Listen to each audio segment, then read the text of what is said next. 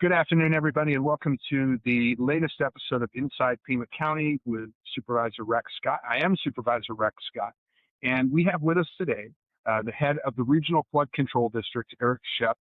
And Eric, going into my 6th year as a supervisor, I always enjoy talking with you, not only because I learned something from every conversation with you because of your experience and knowledge, but also you are one of the most relentlessly upbeat and positive people that I have met. And I'm sure our listeners will get a glimpse of all those characteristics in this interview. Well, I appreciate that. I try to project an upbeat relationship. To me, that's how things get done, is by projecting positive outcomes and, saying how you can get to get good outcomes. I mean, I think what's emblematic of that approach is that anytime we have a Teams meeting with you, your background is a rainbow. That's my aura. That's what I say. So give us, speaking of background, introduce yourself and let us know some of your professional journey and what got you to this position as the director of the Regional Flood Control District. Sure, thanks. I'm Eric Schepp. I am born in New Jersey, and I came to Tucson via Baltimore. I went to school in Baltimore, went to Johns Hopkins and got a couple of degrees from Johns Hopkins University. And the friends that I made there, a few of them were from Tucson. And so I was encouraged to come visit Tucson during winter break, because for those of you who are from back east, Baltimore is not really great in January. It's very gray. The precipitation is neither rain nor snow. It's sleet or freezing rain. And so it was an easy decision to come visit here in Tucson. And I fell in love with the place. It happened to be one of those years was 1993, which coincidentally was a very big rain year. There's a flood of record. I learned later on when I started working for the Flood Control District, that that's actually the flood of record for Tankerberry Creek at the time. And I just knew it as a beautiful place with great mountains. At that point, a lot of water, but the old bait switch. So after I graduated from Hopkins, which I was a winter graduate, I came out here. What were your degrees in? I got a degree in civil engineering and a master's degree in environmental engineering in 95. It was a 1-year master's program. It's an accelerated program through at Johns Hopkins. I came out here, and it took me a minute. I didn't know anybody, so it took me a minute to find a job. And in December 1995, I got a job at Pima County at the Flood Control District. And as a hydrologist, working at my counter, writing permits, responding to drainage complaints, providing customer service. And I've been a county employee for 30 years now. And my trajectory was I worked there until 1998. And then I took a job at the Department of Environmental Quality, also at Pima County, administering other water programs more germane to my environmental engineering degree, which is the Safe Drinking Water Program, the Aquifer Protection Permit Program. We're a permittee with the Arizona Department of Environmental Quality as an urban area discharging pollutants to waters of the U.S. And so I was administering all those programs until 2005. When I came back to the Flood Control District for my second tour of duty as the floodplain administrator. And I slowly worked my way up to the chief engineer, which I've had for about 3 or so years now. I was the floodplain administrator for 15 years or so. Wow, well, that's quite an extensive background. And it sounds like on a personal level, you were enchanted by the desert and the mountains and everything else about this area. And did you feel like it also gave sort of a lie to some of the stereotypes that those of us who grew up back east, because I'm from Ohio, had about Arizona before we came here? So I was attracted to, New Jersey, Baltimore is a little bit more professional is not the right word. We're a little bit more laid back here. I was attracted to more of the laid back Western mentality. There's no mountains back there. I had spent a lot of time, on the Appalachian Trail and hiking, and I wish there was more water here. But I was already an outdoors enthusiast, and I think it's the ability to escape to the outdoors and disappear from people here pretty easily. Even though we're a metropolitan area of 1 million people, you can escape pretty quickly to an area where you feel like it's just you, and you can't do that. No, that's absolutely true. You can go for miles in many areas of the Southwest, not just Arizona, and not see any evidence of population. Whereas on the East Coast, the Mid-East, like Ohio, one town follows another. Right, New Jersey is the densest state in the union, and it's more than 30,000 person town, followed by another. Yeah, and that just keeps going forever. So, what is the Pima County Flood Control District? I don't know that I would ask in a nutshell because that would not be very fair. But right. What are your areas of responsibility? Yeah, so we're a special taxing district. I think that's the most, we're different than most other departments in Pima County. The library district and the flood control district are special taxing districts. So we operate under a different set of rules than the county does. And folks who own property in Pima County pay into the flood control district for our services. Through a secondary property tax. Through a secondary property tax. Our mission is a public safety mission. It is to protect people and property through cost-effective and innovative structural and non-structural means. And by structural means, people will be able to see the soil cement impact protection on the Santa Cruz River and on the Vito River. Our structural ways, we built all those, to the tunes of hundreds of millions of dollars over the last 3 or 4 decades. We have large detention basins which reduce downstream flooding, mostly to retrofit and protect folks who were built before floodplain management regulations. So there are detention basins and levees and channels that were designed in the 70s and 80s to protect folks who arrived here in the 30s and 40s and 50s, and they were built without a lot of consideration for floodplain management.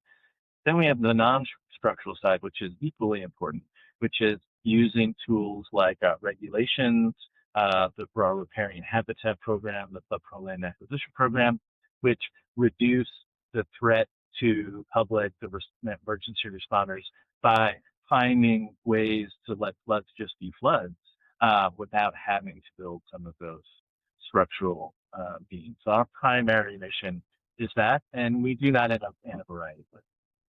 So it's got to be a real challenge dealing with one of the largest counties in the United States, 9,200 square miles, the size of the state of New Hampshire. Mm-hmm. And as you mentioned, you've got areas that were built well before any kind of floodplain regulations were in place, and areas that were built after they were in place. In terms of percentage of the county and where people live, what areas are more likely to be in those spots that were developed before regulations were in place and which afterwards? Kind of a clumsy question, but I think where I'm going. Yeah, right.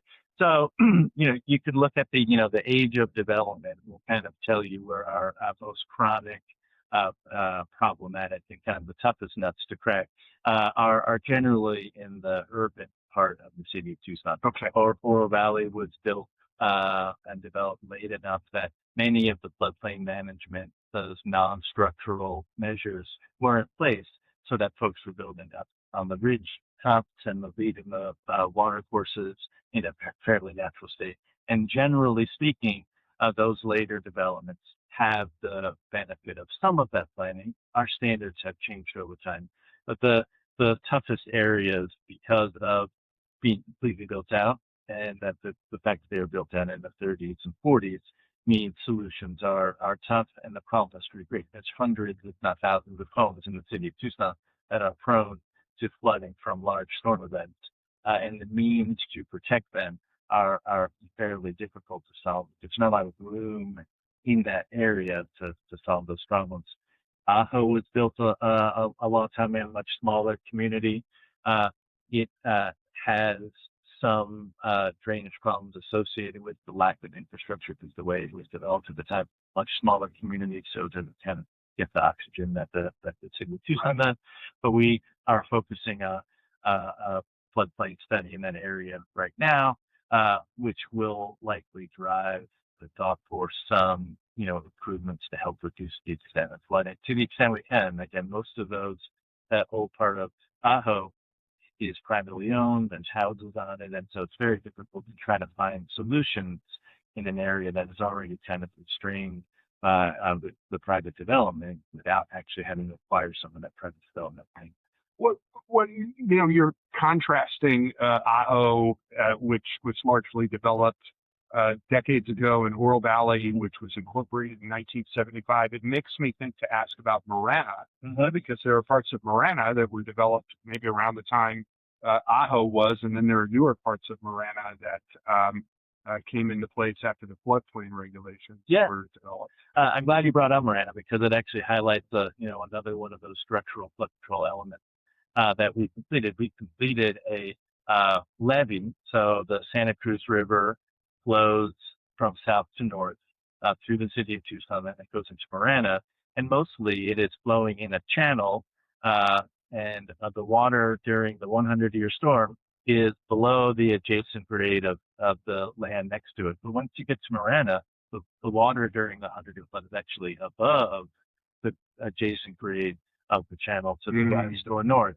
And so we built up a levee to protect a lot of Marana, Gladys farms, and those places are protected by this levee, which we built and we own and we operate and inspect, and we make sure that it serves its flood control function and protects the town of Marana. So that we also work with the town of Marana so that as new development is happening, we are finding ways to take some of the water, not from the Santa Cruz River, but wherever it rains, and trying to move that water through the town in constructed channels rather than to people's houses.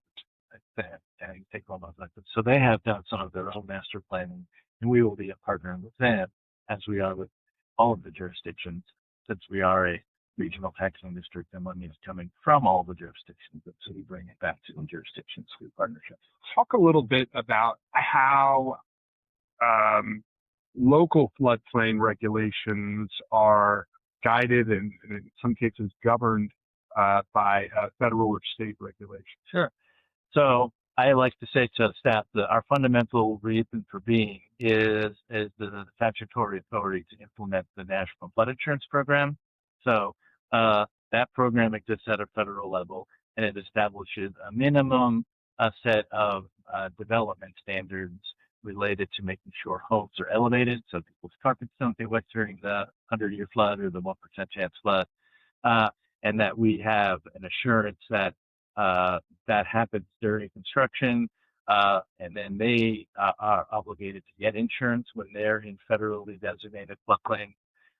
And that is the minimum standard many communities have. If they're meeting just that basic standard. In the state of Arizona, our legislature a long time ago added some additional requirements, including adding a freeboard requirement, so that the folks who are building houses in the floodplain are additionally protected here in the state of Arizona by elevating where your carpets are 1 foot above the 100-year water surface elevation.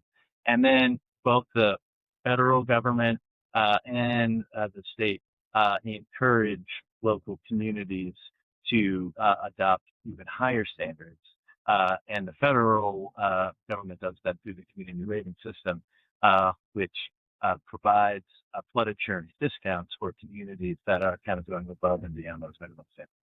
And I know, because this information has been shared with the board several times, our rating is at such a high level. I think we're in the top 0.5% of agencies within the United States. And what does that mean for people locally who do have to buy flood insurance?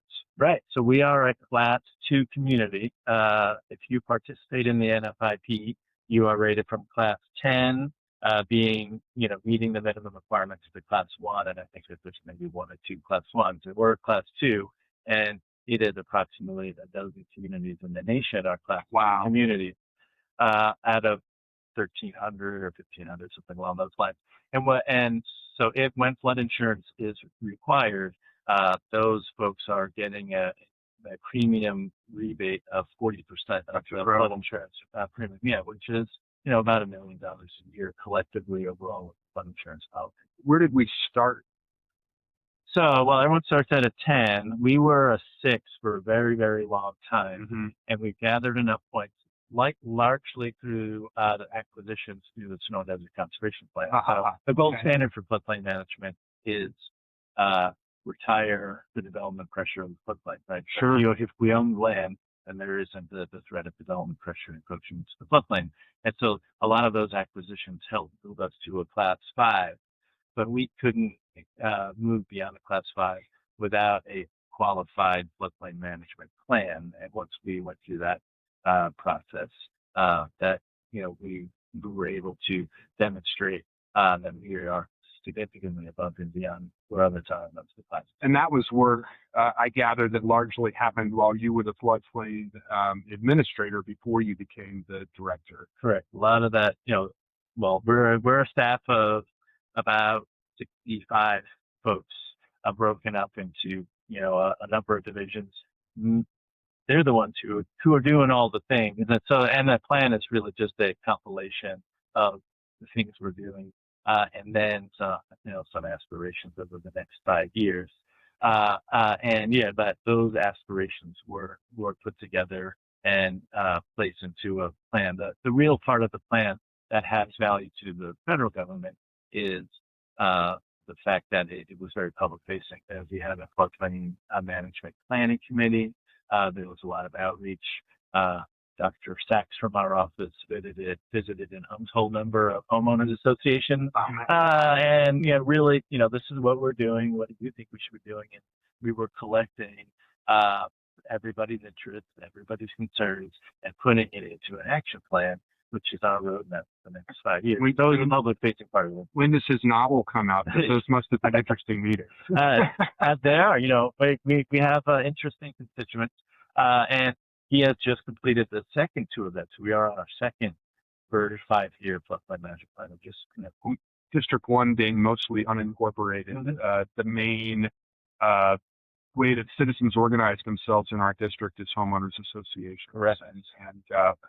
And I know that we've had some interesting conversations on a variety of topics with HOAs when we've reached out to them. And Dr. Sachs, that conversation, I'm sure, was interesting on a lot of different levels. Your district has, which we appreciate, some consolidation. Like the Tucson Mountains Association is a kind of a collection of more than subdivisions. It's bigger than subdivisions, and that's very helpful. To hear a larger area, it's more efficient for us to hear this larger group all at once, as opposed to visiting lots of people. So the fact that there are associations of associations is actually really helpful. Tucson Mountain Association, Catalina Foothills Association, Tangy Verde Valley Association. That is very helpful to get the overall collective really more efficient way. Talk a little bit about the work of some of the different divisions within the flood control district. Yeah, happily. So we're broken up into 5 divisions. The fundamental reason for being is our floodplain management division. They write permits. There are a regulatory group and our customer service group. So if you wanted to buy property in Pima County, unincorporated Pima County, Tucson County, we would tell you everything we know about the flood hazard status. We strongly recommend folks do their due diligence before acquiring property. And so we have a very busy counter where we're providing that floodplain information. When folks want to put improvements in the floodplain, and if they can't find areas not in the floodplain to do it, we issue floodplain use permits to make sure that what they're building is free from flooding and also doesn't harm their neighbors. So our review, whenever we look at things from a regulatory side, we look at both sides. Is the thing you're building durable and protected from the under your flood, and is the thing you're doing not going to harm your neighbor? And then we have a group who respond to complaints from folks who are doing things without permit that may or may not harm the neighbor. The neighbor calls, and then we go and look and see whether or not it needs a permit, whether or not it harms neighbors. So we have a compliance enforcement program that works on those functions. So that's the floodplain management division. Then we have a design engineering, a landscape architecture division, which is building all of our constructed flood control features, the bank protection on the Santa Cruz River and the Rito. The stormwater parks is kind of the newest thing that we've been doing.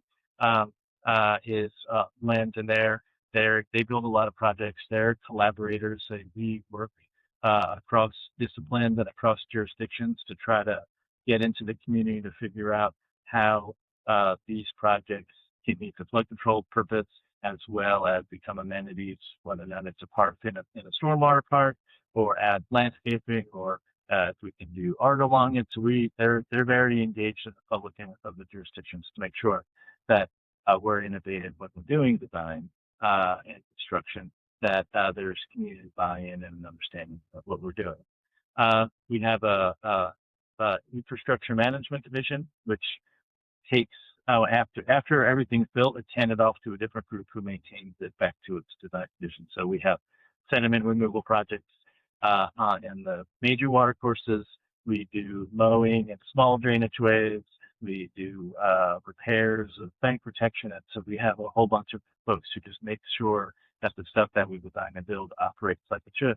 The levee's got to work when a flood comes, so somebody's got to be paying attention to it. And so we have a infrastructure management division doing that.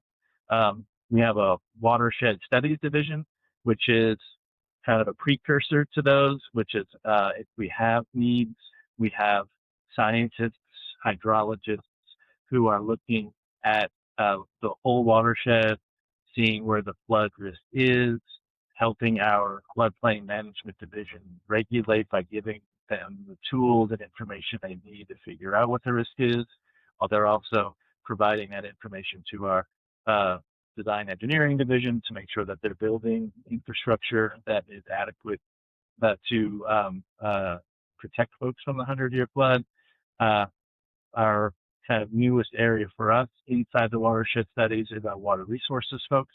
So the flood control districts, because we're managing floods and stormwater, are interested in figuring out how we can augment our water supply through the use of stormwater for recharge, for reuse, irrigation, and we work with the city of Tucson. The city of Tucson has the whole one water concept where all the water is valuable water, and the least used part, the area with the greatest potential for growth is stormwater. It's underutilized. Since the beginning of time, development has considered stormwater a nuisance and tried to shed it and get rid of it. And it was only in recent times that we realized that it's an asset and we should keep it. And so we're trying to retrofit our own infrastructure to hold onto that water, recharge it if we can, reuse it if we can, grow a more vibrant and resilient community with the free water for vegetation. So it's all hands on deck, all ideas good. I'm trying to figure out how to change our design criteria, retrofit our infrastructure, educate folks that stormwater can be an asset and not a nuisance. There's a very innovative part of the Keno Stadium complex that involves stormwater. Would you say that's the curb?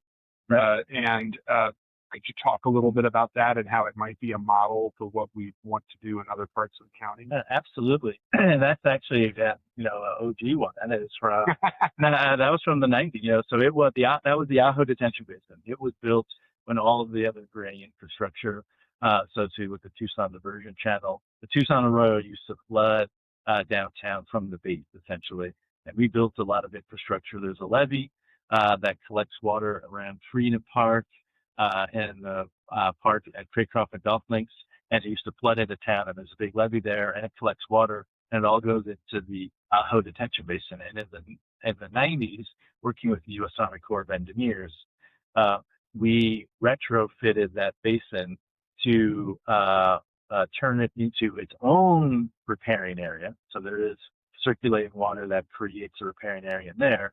and also that modified it with a combination of effluent and the ability to collect stormwater. And we use stormwater when we can and effluent when there's no stormwater. And we water the ball fields of sports park with the combination that we're not using potable water for that. And we're just even now collaborating with Ms. Horvath of the Stadium District.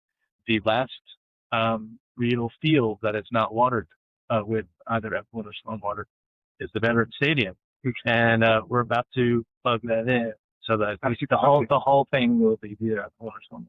Well, we need to make a big deal out of that one. That we should get geared up. And then there's a project that we've talked about. Eric and I and the District 1 team and some of his leadership team meet quarterly. There's a project out near Vail that is also it has a lot of exciting potential for what we might be doing countywide. It is. It was our pilot project. We call it the Reeder Ranch Detention Basin. Mm-hmm. And so when Reeder Ranch was developed, which is currently a 3 square miles of suburban community, that if it rains on it, it all drains into a channel, and the channel goes into this detention basin. The purpose of which was flood control. It was to not increase the volume or peak of flow that was coming from previously that natural desert. When we acquired that, we started thinking about whether or not we could enhance recharge in that location by adjusting the outlet a little bit to hold more water and building constructed trenches to help with the recharge process. We know that when rain falls and it goes in the desert area, a lot of it runs off because our desert is pretty hard and there's a caliche layer and the plants take it up. But if you can get it down, 10 feet, 15 feet, we think that there is then a potential that the water just stays down there as opposed to being taken right back up. So we built, 300 feet of rock-lined trenches with the goal to try to enhance the infiltration there. And we analyzed, we finished that project in the summer, but we didn't meter it. So we can measure it. So it's a pilot project because we're trying to measure the effectiveness. And we have an upstream stream gauge and a downstream stream gauge, and we have some rainfall monitors. And over the summer, we had some rain, but we weren't able to collect data. But the last 2 storms we had in September and October, which was about 1.5 inches of rain total, we were able to show that we recharged in the vicinity of 15 acre-feet of water with that 1.5 inches of rain. And so if you anticipate 11 inches of rain, that's probably 100 acre-feet of water. Extrapolating dangerously, that's the kind of thing that, and then it's there forever. So I don't just keep putting water on the ground. The water table is very far, so we don't know if it will actually recharge, but this is a partnership with Tucson Water, and Tucson Water will do the monitoring just to see if there is an actual connection over time with the water table. It will be their water that they will use to serve back down. So we're having to make this whole city more resilient. Hence why we're referring to it as a pilot project. If it were to achieve all of the goals that we're hoping for it to achieve, what might we use it to expand into other areas of the district? Yeah. So, we own a lot of detention basins. So we could recreate those in the appropriate locations. We would be doing this in concert with Tucson Water. Tucson Water knows the geology better than we do. We're surface people. The water frame goes on the surface, and we pay attention to the surface. Tucson Water knows the subsurface. It's where historically the water is. So just to interject, would we also have the potential to have similar projects with other water providers like Metro Water? I think we could. Okay. Yeah, I don't think it precludes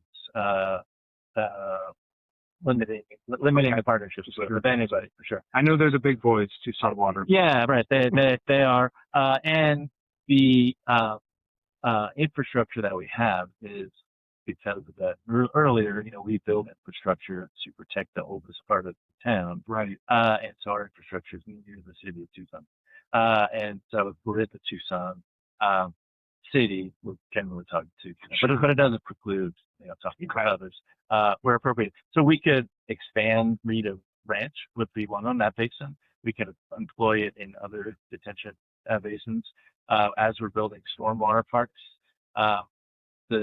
we can partner with the city, and we can put in dry wells or other enhanced infiltration in those. And so when we're building things new, we can just build it with recharge in mind, in addition to the other amenities. I remember shortly after I took office, there was a project that we were trying to get grant funds for from the federal government up at a park in the northwestern part of our district. I don't think we got those grant funds, but that's the kind of project we'd like to see. It is. That's the Mastingale retention basin. Yeah. And so that is already a retention basin. So it already does a good job. The only way water leaves that is it evaporates or recharges. That one, by its design, is already doing a pretty good job. And we were trying to figure out if we can add to the storage volume, recharge volume. We have since expanded that to try to retrofit different types of infrastructure, all for the purpose of recharge. I have two more questions for you, and the last one's going to be a kind of global one where you can go wherever you want. Okay. But the more specific question first, which is that the county administrator a few years ago formed a water working group that's made up of representatives from a number of different county departments, looking at how we're making use of water throughout our region. Obviously, the county's not a water provider, but we work with water providers like Tucson Water and the others in the valley. Talk a little bit about the water working group and the role that the flood control district plays within it. Yeah, happy to do that. So the water working group was originally convened in order to try to identify the county's role in the water resources space. As you pointed out, we're not a provider. We don't have an obligation to serve, but we are a regional partner. We have interested constituents. We have an area inside flooding and stormwater that we could be partners with. We have a whole constituency that are not on any water provider, private wells, and there is a threat over time with climate change that the amount of recharge that is happening naturally is insufficient for some of the private wells who are generally outside of the urban core, and they would need to be a response should they be having trouble with reliable water themselves with their own private wells. And so a group was convened to do a variety of things. Some of them are internal things, get our own house in order, make sure that it's, our parks department has grass, turf, that we're minimizing the non-functional turf that, like we're not using more water than we need to, so that water is available for the future. It is our facilities department to make sure that our own buildings and infrastructure are wise with the use of water. And then, more externally facing, are there policies that we can put into place that help with address the water demand issues for new development, help retrofit other things. And so we have the Parks Department in there, the Facilities Management Department is in there. Our office, we're the convener. Again, I think that because we think in the regional space and stormwater is the lowest hanging fruit of new water, it's very difficult to get other new water. There's discussion a long time ago, a pipeline from the Sea of Cortez. That's a Herculean task. Oh, man. And then there's things that we can do locally with our own supplies. And we've learned that from the, 25 years ago now, when the city and the county worked jointly on the water infrastructure supply project. We realized that the amount of water we use is about equivalent to the amount of rainfall. And so a light bulb went off. Well, why are we deciding to rainfall? Sure. And so there's a lot of action that will happen there. Our wastewater department's involved. They generate part of the one water, all the effluent, renewable water should be part of the portfolio, so that we are being thoughtful and wise on the water assets that we do have, even while we try to get additional assets through capturing, recharging, and reducing stormwater, so it doesn't all flow to Canal County. When the board gets updates on the water working group, that's mostly now when we get updates on the climate action plan, or do you think we'll hear separately from the water working group? I think you will hear from the water working group, when we have things to say. I wish things moved faster. You're aware that the conversations we've been having are mostly in the Green Valley area. Yes. We wrote a memo about the number of golf courses that are still on potable water. Half of them were in Green Valley. Right. And so we have started having discussions with our wastewater provider down there to use the effluent to offset golf course down there. Are there other things that we can do? And we were able to kind of present what was known to Green Valley, that there is a net deficit, of out there. There's 30 or plus thousand acre feet of additional withdrawal than what comes in naturally. So the groundwater table is dropping. It's dropping at a foot or two a year. There's subsidence is forming, and so they're at a point where I think everybody's looking for optimizing water use.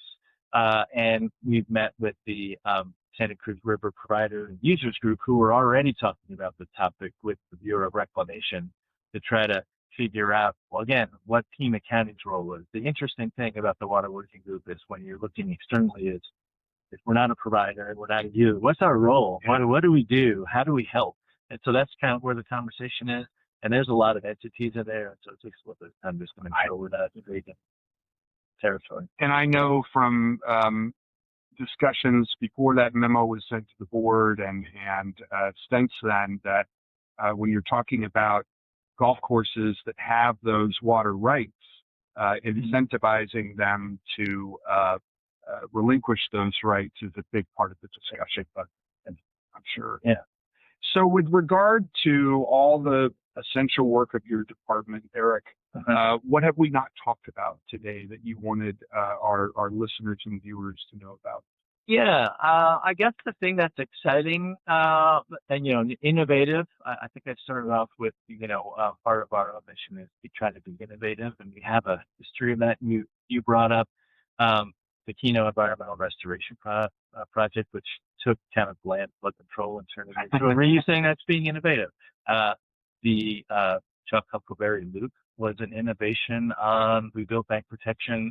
We had maintenance roads. It turned into a nationally recognized destination and a tourist draw. Absolutely. That's being innovative.